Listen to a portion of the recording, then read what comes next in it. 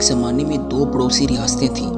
ایک کا نام سلطنت الیاس جس کا حکمران بادشاہ فاروق تھا، دوسری کا نام سلطنت نعمان جس پر بادشاہ کریم حکومت کرتا تھا۔ دونوں بادشاہ نیک، دیندار اور اپنی عوام کا خیال رکھنے والے تھے۔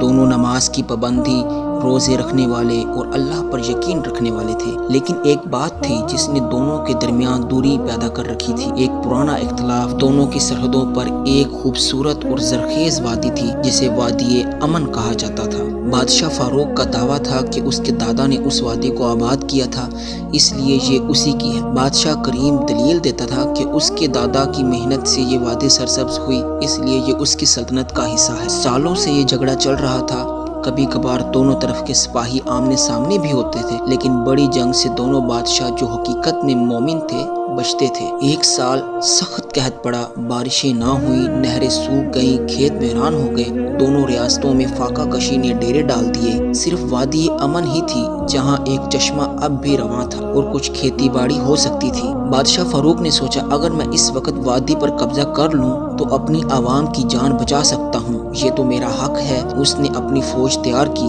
ادھر بادشاہ کریم نے بھی یہی سوچا، میری عوام کا پہلا حق مجھ پر ہے، وادی ہماری ہے، ہمیں اس کا دفاع کرنا چاہیے۔ اس نے بھی اپنی فوج کو تیار ہونے کا حکم دیا۔ جنگ کا اعلان ہو گیا، دونوں فوجیں وادی کے کناروں پر آ گئیں، تلواریں چمک رہی تھیں، نیزے تیار تھے۔ جیسے ہی بادشاہ فاروق نے حملے کا حکم دینے کے لیے ہاتھ اٹھایا، اچانک مسجد سے اذان کی آواز گونجی، اللہ اکبر اللہ اکبر۔ یہ نماز عصر کی اذان تھی۔ اذان کی آواز سنتے ہی دونوں بادشاہوں کے ہاتھ رک گئے، ان کے دل کانپ اٹھے۔